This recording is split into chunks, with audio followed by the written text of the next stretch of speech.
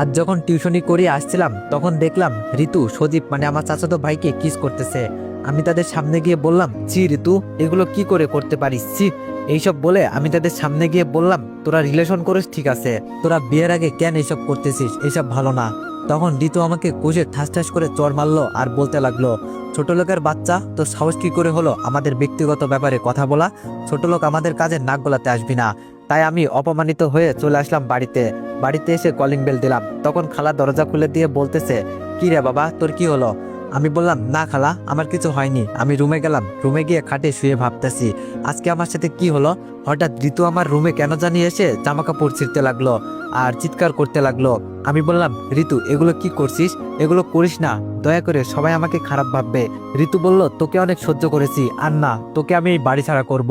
ঋতু এবার বাঁচাও বাঁচাও বলে চিৎকার ছাড়তে লাগলো। তখন খালা এসে বলতে লাগলো, কি হয়েছে মা, দরজা খোল। ঋতু দূরে গিয়ে দরজা খুলে দিল। তখন তার মার পিছনে গিয়ে বলতে লাগলো, মা, এই জানোয়ারের বাচ্চা আমার সাথে খারাপ কিছু করতে চাইছিল, ভাগ্যিস তুমি এসেছো।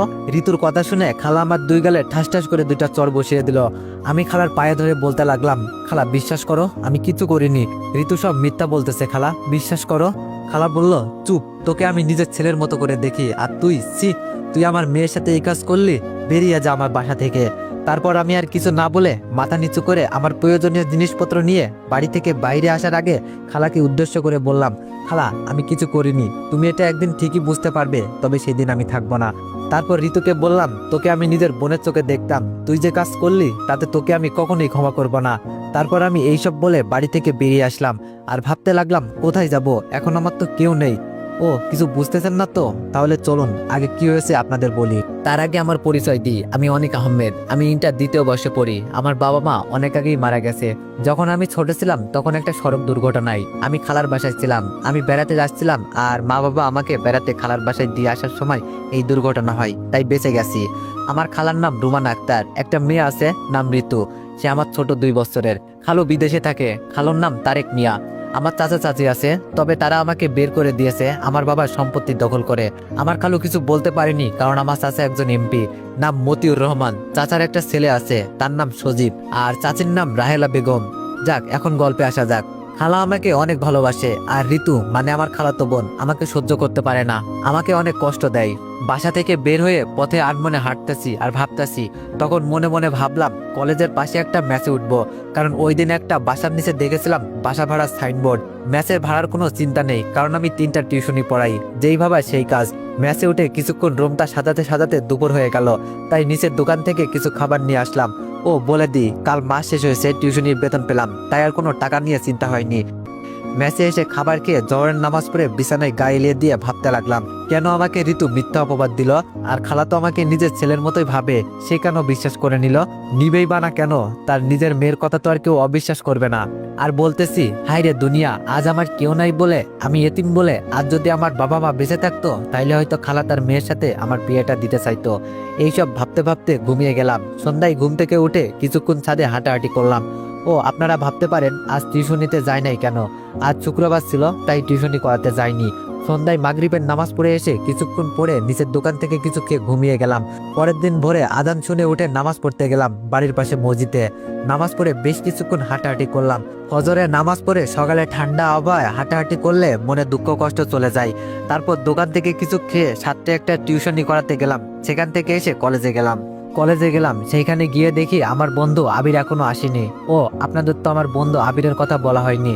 আবির আমার বেস্ট ফ্রেন্ড, সে আমার সব জানে, কিন্তু কালকের বিষয় জানে না। আবির এখনো আসেনি, তাই আমি একটা গাছের নিচে বসে বই পড়ছি। আমার যখন মন খারাপ হয় তখন আমি বই পড়ি।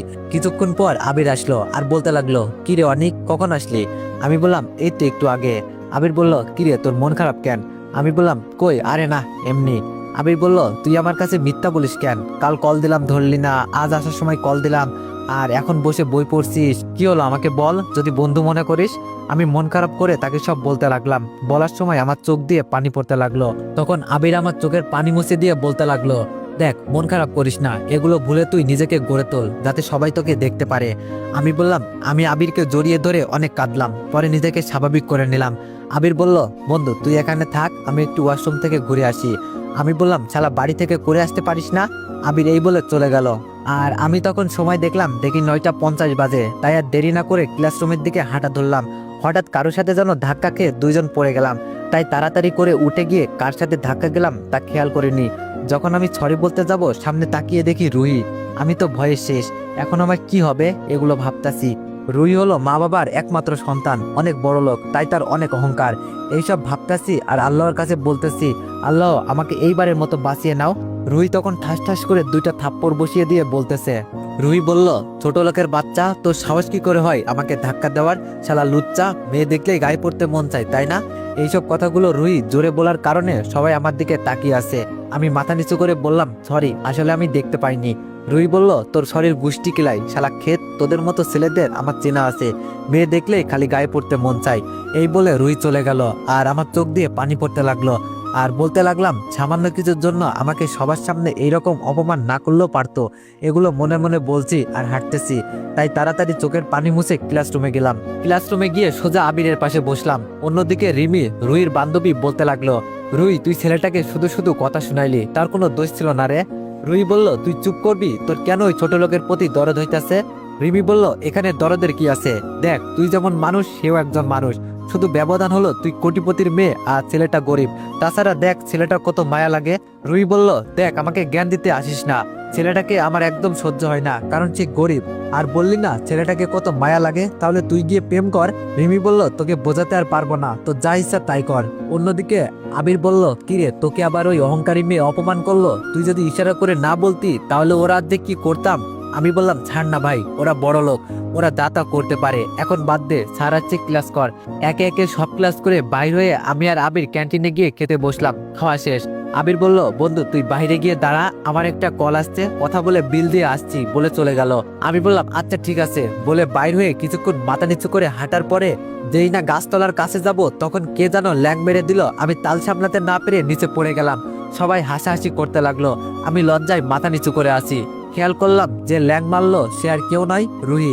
তখন আমি কিছু বলতে যাব তার আগেই রুহি বলতে লাগলো, এই ছোট লোকের বাচ্চা, তোর সাহস কি করে হয় আমার শরীর টাচ করার? এই বলে কষে থাপ্পড় মারলো। তুই জানিস এই জামাটার দাম কত? এই জামাটার টাকা দিয়ে তোর সারা বছর চলে যাবে। ছোট লোক, তোর জন্য আমার জামা নষ্ট হয়ে গেল। আমি বললাম, আপনি না আমাকে ল্যাং মেরে ফেলে দিলেন, তা আমাকে কেন কথা শোনাচ্ছেন? রুহি বলল, তোর এত বড় সাহস আমার মুখে মুখে কথা বলিস? এই বলে রুহি আমার দুই গালে চড় বসিয়ে দিল। আমি আর কিছু বলতে পারছি না, তাই আমি অপমানিত হয়ে সেইখান থেকে চলে আসলাম। আবিরের জন্য আর দাঁড়ালাম না, আসার সময় মোবাইল বন্ধ করে দিই। অন্যদিকে আবির ফোনে কথা বলতে বিল দিতে দেরির কারণে আমারে যে রুহি অপমান করলো তা বুঝতে পারিনি। সে যখন বাইরে আসলো তখন সবাই আমার নামে এইটা সেটা শুনে, তাই সে তাদের কাছে গিয়ে বলে, ভাই কি হয়েছে? তারা সব আবিরকে বলতে লাগলো। তা শুনে আবিরের মাথা গরম হয়ে গেল আর সে রুহির কাছে গিয়ে বলতে লাগলো, এই যে মিস, বড় লোকের অহংকারী মেয়ে, আপনি আমার বন্ধুকে কেন সারাক্ষণ অপমান করেন? রুহি বলল, এই তোর সাহস কি করে হয় আমাকে অহংকারী বলার, ছোট লোকের বাচ্চা? এই বলে যখন থাপ্পড় দিতে যাবে তখন আবির হাত ধরে বলতে লাগলো, আপনার সাহস কি করে হয় আমাকে মারার? এটা আমার বন্ধু না যে মারতে পারবেন, এটা আবির খান, বুঝলেন? রুহি বলল, তোকে আমি। আবির বলল, আরে রাখেন আপনার রাগ, আপনি একজন অহংকারী। আপনারা সবাই শুধু টাকার দিক থেকে বড়, মনের দিক থেকে ছোট। আপনারা শুধু চিনেন টাকা, তাই মানুষকে মানুষ মনে করেন না। জানেন ছেলেটা এতিম, তার কেউ নেই, তারপরেও ছেলেটা কত স্বাভাবিকভাবে হাঁটাচলা করে। সে নিজের পড়াশোনা নিজেই চালায়, তা কখনো খোঁজ নিয়েছেন? এতদিন ধরে তাকে আপনি শুধু অপমান অবহেলা করে যাচ্ছেন। ছেলেটার মনে কত কষ্ট কখনো জানতে চেয়েছিলেন? ও আমি কাকে কি বলছি, আপনাদের কাছে তো সেই মনই নেই যে তাকে বুঝবেন। এই কথা বলে আবির চলে গেল। অন্যদিকে রুহি মাথা নিচু করে সব শুনে চোখের পানি ফেলে বাসায় চলে গেল। ওপর দিকে আমি কলেজ থেকে ম্যাচে ফিরে কতক্ষণ আজকে ও কালকের বিষয় সব ভাবতে লাগলাম। কেন আমার সাথে এমন হয়? আমাকে কেন সবাই অবহেলা অপমান করে?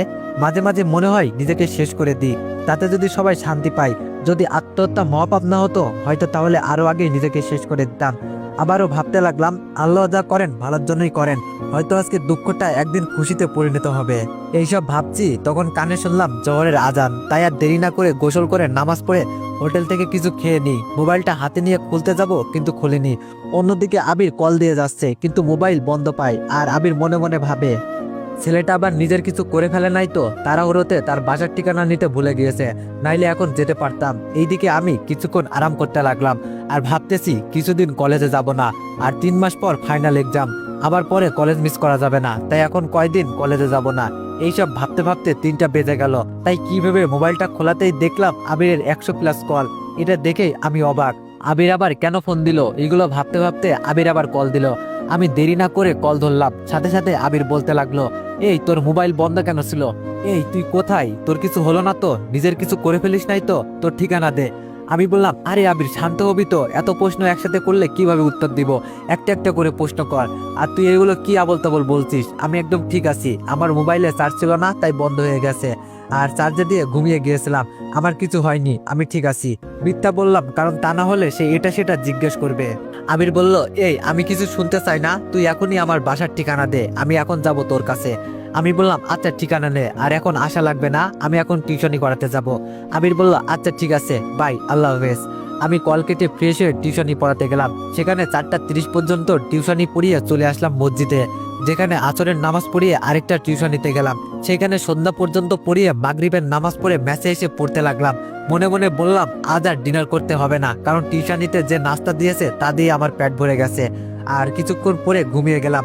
অন্যদিকে রাতের বেলায় রুই শুয়ে শুয়ে আবিরের বলা কথাগুলো ভাবতেছে আর বলতেছে, আসলে আমি টাকার অহংকারে মানুষকে মানুষ মনে করছি না। চি রুই চি, তুই অনেক অহংকারী হয়ে গিয়েছিস, তোর অহংকারের জন্য একজন এতিমকে অবহেলা অপমান কষ্ট দিয়ে গেছিস। চি, তুই অনেক খারাপ। রুই নিজে নিজে বলতে লাগলো, কাল গিয়ে অনেককে সরি বলে দিব আর ফ্রেন্ড বানিয়ে নিব, যাতে কেউ কষ্ট দিতে না পারে। সকালে ফজরের আজান শুনে উঠে গেলাম, তারপর মসজিদে নামাজ পড়ে বাজারে গিয়ে রান্না করার জন্য যা যা লাগে সব নিয়ে আসলাম। আগেই বলে দিই, ক্লাস 10ম শ্রেণীতে যখন ছিলাম তখন খালা আমার ভালোর জন্যই ম্যাচ ঠিক করে সেইখানে পাঠিয়ে দিয়েছিল, কারণ ঋতু আমাকে দেখতে পারতো না। তারপর কিছু রান্না করে খেয়ে একটু বসেছিলাম, তখন আমার মোবাইলটা বেজে উঠলো। মোবাইল হাতে নিয়েই দেখি আবির কল দিয়েছে। কল ধরে বলতে লাগলাম, আসসালামু আলাইকুম, কেমন আছিস আবির? কল কেন দিয়েছিস? আবির বলল, ওয়ালাইকুম আসসালাম, আলহামদুলিল্লাহ, তুই কেমন আছিস? আর কলেজে আসবি না? আমি বললাম, আলহামদুলিল্লাহ। না রে, কলেজে কিছুদিন যাব না। আবির বলল, কেন যাবি না? আমি বললাম, না এমনি। আবির বলল, তাহলে আমিও কলেজে যাব না, আর তুই থাক, আমি তোর কাছে আসছি, দুইজন ঘুরতে যাব। আমি বললাম, আচ্ছা তাহলে 10টার দিকে আসিস, কেমন? আমি টিউশনি পড়িয়ে তোর জন্য অপেক্ষা করব, কেমন? আবির বলল, আচ্ছা আল্লাহ হাফেজ। এই বলে কল কেটে দিল। আমি কল রেখে কিছুক্ষণ পরে 7:30-এর দিকে টিউশনি পড়াতে গেলাম। টিউশনি পড়িয়ে 9:30-এর মধ্যে বাসে এসে বসলাম। কিছুক্ষণের ভিতরেই আবির আসলো, তাই তাকে বসিয়ে নাস্তা আনতে যাব, তখন সে মানা করে দিল। ওকে অনেক জোর করে নাস্তা দিতে পারলাম না, তাই তাকে বসিয়ে আমি ফ্রেশ হয়ে দুইজন আবিরের বাইক নিয়ে ঘুরতে গেলাম। তবে বেশি দূরে না, আমাদের ম্যাচ থেকে 10 মিনিট লাগে গাড়ি ভাড়া করে যেতে। একটা সমুদ্র সৈকত, এটা আপনারা হয়তো কেউ চিনবেন, চট্টগ্রাম সীতাকুণ্ড গুলিয়াখালীতে। অন্যদিকে রুই কলেজে এসে আমার আর আবিরকে খুঁজতে লাগলো। আমাদেরকে খুঁজে না পেয়ে ছোট আমগাছতলায় বসে অপেক্ষা করতে লাগলো, কারণ আমি আর আবির প্রতিদিন আড্ডা দিই। আর কলেজ গেটের দিকে তাকিয়েছিল অনেকক্ষণ। যখন আমি আর আবির আসলাম না, তাই সে হতাশে ক্লাসরুমে চলে গেল আর ক্লাস করতেছে আর মনে মনে বলতে লাগলো, আর আমি রিমাটাও আসলো না। অন্যদিকে আমরা দুইজন বিচে ঘুরতে লাগলাম। হঠাৎ একটু খেয়াল করলাম, সজীব ঋতুর গায়ে বিভিন্ন জায়গায় হাত দিতেছিল, আর ঋতু বিরক্ত নিয়ে হাত ছাড়িয়ে দিতেছে। তাই আমি ভাবলাম, যা করুক তাতে আমার কি, এই মেয়ের জন্য আমার এত অপমান, এত কষ্ট সহ্য হচ্ছে। আবার পরক্ষণেই ভাবলাম, না, আমার সাথে যা করেছে তা গেছে, এখন যদি তাকে বাধা না দিই তাহলে আবার অন্য কিছু হলে খালাখালু সমাজে মুখ দেখাতে পারবে না। এইসব মনে মনে বলে আমি আবিরকে বললাম, আবির তুই এখানেই দাঁড়া, আমি একটু ওই দিক থেকে আসি। সেইটা বলে আমি চলে আসলাম তাদের সামনে। তখন বললাম, সজীব এগুলো কি হচ্ছে? তুমি ঋতুকে বাজেভাবে টাচ করছো কেন? তখন ঋতু আমাকে কোষে থাপ্পড় দিয়ে বলতে লাগলো। তো এভরিওয়ান, গল্পটি কন্টিনিউ করাতে চাইলে সবাই একটু কমেন্টে জানাইও যে গল্পটি কেমন হয়েছে। আর এভরিওয়ান, সবাইকে একটা কথা দিলাম, কালকে থেকে গল্প বড় করব। ধন্যবাদ।